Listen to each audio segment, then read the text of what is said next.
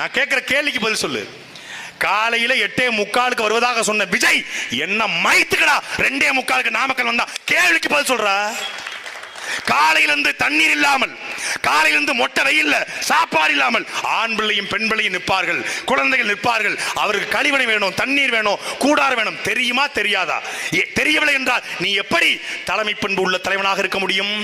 8:45 நாமக்கல் வருவதாக சொல்லிவிட்டு வீட்டை 8:45 கிளம்புற நீ எப்படி தலைவனாக இருக்க முடியும்? கேள்விக்கு பதில் சொல்லு.